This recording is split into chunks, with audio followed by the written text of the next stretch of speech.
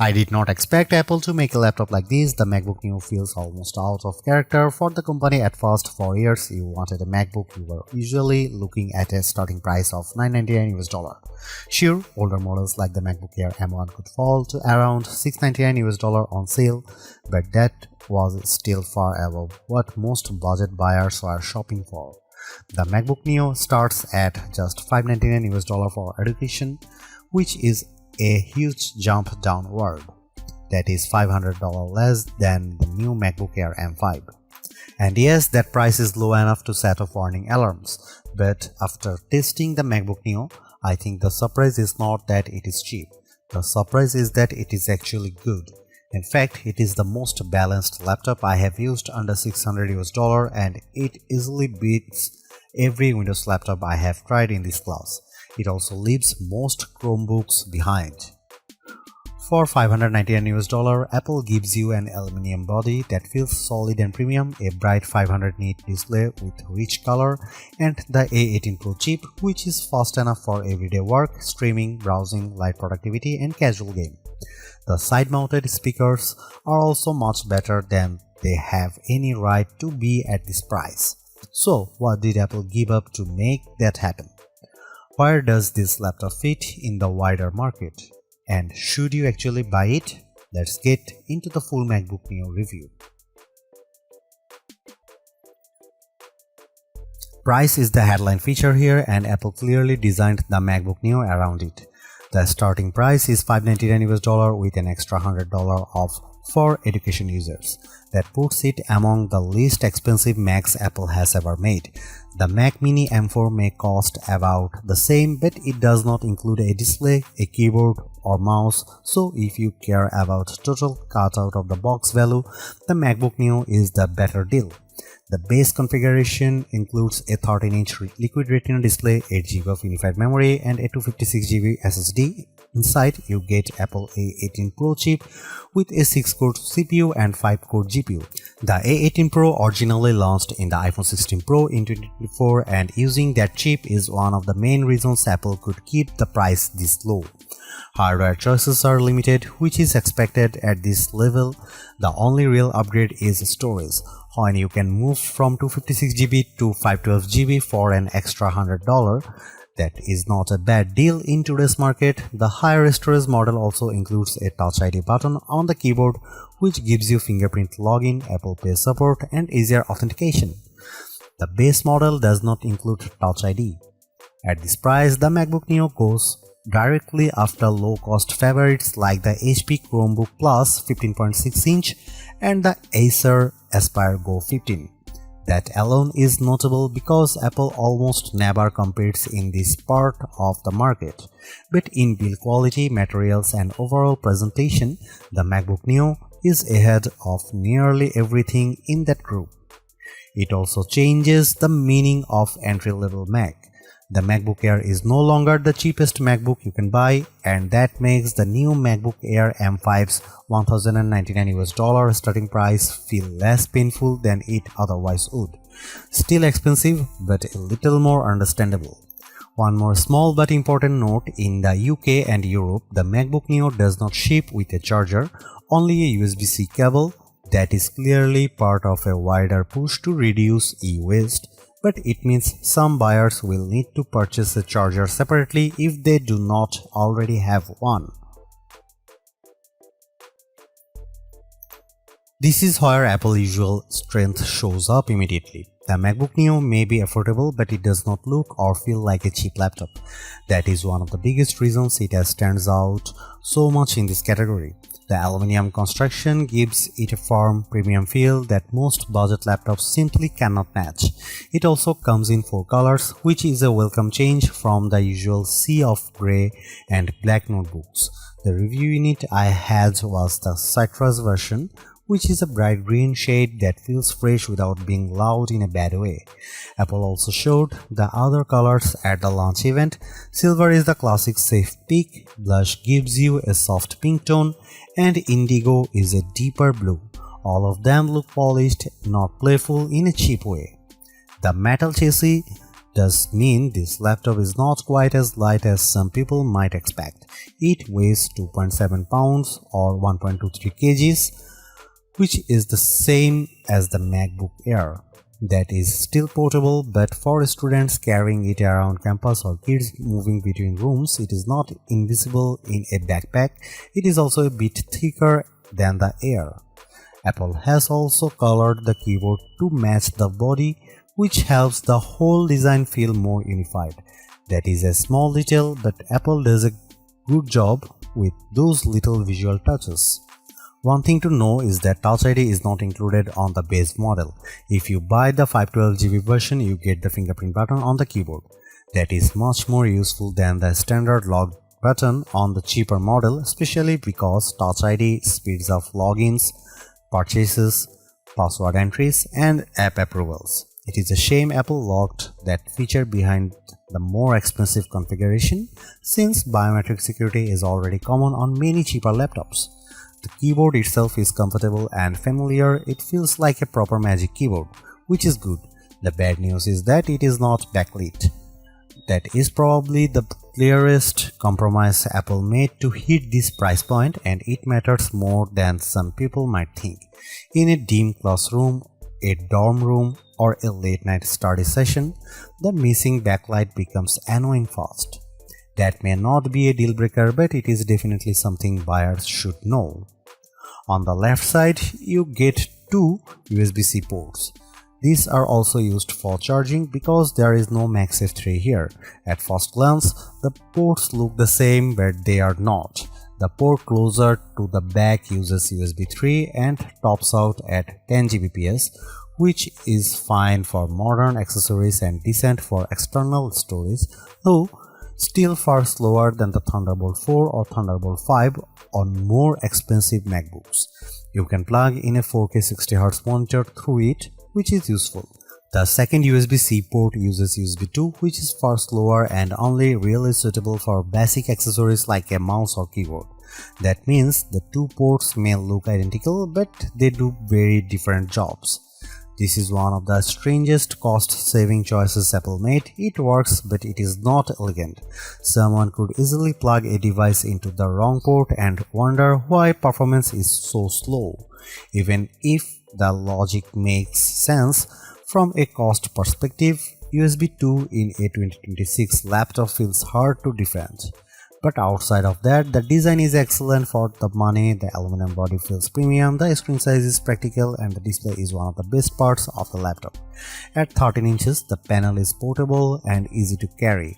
At 2408 by 1506, it is sharper than the standard budget laptop display. At 500 nit, it is bright enough to use in a lot of different environments, and with support for 1 billion colors, the image looks rich and vibrant. If you are used to cheap laptops with dim, flat, washed-out panels, the MacBook Neo will feel like a major step up. It is one of the best displays you can get on an affordable laptop and maybe the best overall. The only thing missing is touchscreen support, which Apple still refuses to add here.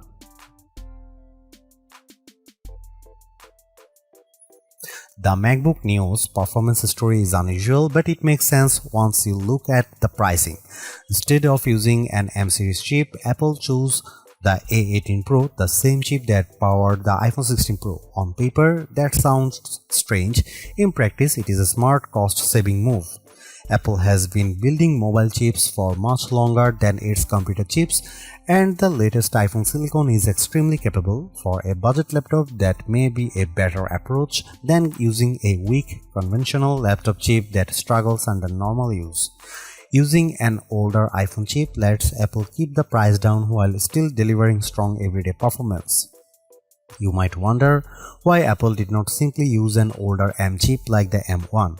The company says the A18 Pro has a 16-core neural engine that is better suited for on-device AI work, including Apple Intelligence features inside macOS.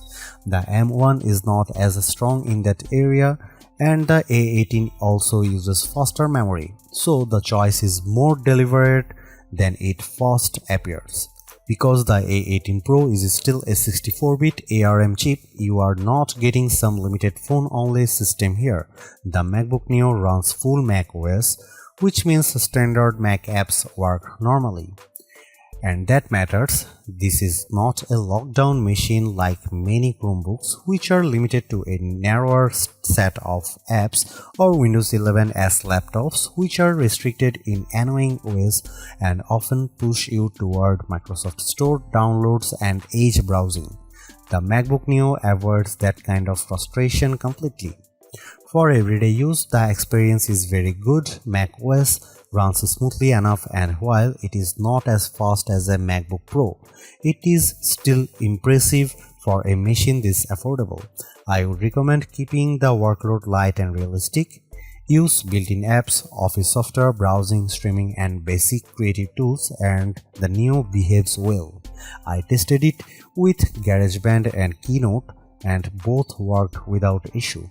That is exactly the kind of software this machine is meant to handle. It can also go further. I installed Steam, which needs Rosetta on non-Intel hardware, and it ran fine. That shows how open the Neo is compared with Chromebooks and other budget systems. You are not trapped inside a limited app ecosystem. Apple's ecosystem integration is also fully intact. You can mirror your iPhone, move files between devices, share your clipboard, make calls, send messages, and use an iPad as a second display. I even tested it with the new M5 iPad Pro, which is very uneven pairing in terms of price, but the feature worked great. That is one of the best things about the MacBook Neo. It still feels like a real Mac, not a cheaper version of one. The limits are mostly about hardware. If you want heavy 3D rendering, serious video editing, or a big creative workload, this is not the right machine. It can do a lot, but it is not meant to do everything. The 8GB of unified memory is the biggest technical concern. Unified memory is shared across the system and graphics, so once you start opening multiple apps or using more demanding workloads, it fills up quickly. During my testing with Safari, Keynote, GarageBand, and a Steam download running, memory usage reached roughly 6.48 GB to 7 GB. That is very close to the ceiling. And once memory is maxed out, the system slows down. There is no upgrade path here, and you cannot just add more RAM later. So the memory choice has to work for your needs from day one. For light users, it is probably enough. For heavier multitaskers, it is not. If you are planning to use the laptop for more demanding work, the MacBook Air M5 is the better choice because it starts with 16 GB of unified memory. The Neo is a good machine, but it is not built for high-pressure workloads. Gaming is possible too, though not in a high-end way. I got Cyberpunk 2077 running at a playable 30 FPS using the For This Mac preset. It was heavily reduced visually with many settings turned low or off, but the fact that a fanless $599 laptop can do that at all is genuinely impressive. It also plays iPhone and iPad games very well, which makes more sense for this hardware. Overall, the performance is strong for the money. It is good for school, web work, media, and light productivity. It is flexible, quiet, and more capable than most rivals, but it is still a budget machine and it should be treated like one. One more plus, it is fanless. That means silent operation, which is a big deal when you compare it with budget Windows laptops that often becomes noisy under load.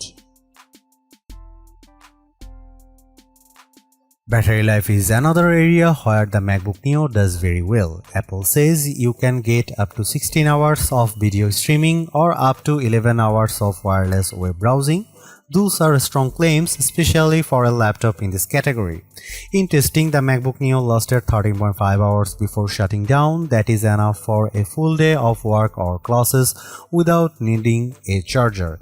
It is not the absolute longest lasting laptop in the market, but it is still excellent. That makes it especially appealing for students who move between classes or people who do not want to carry a charger everywhere.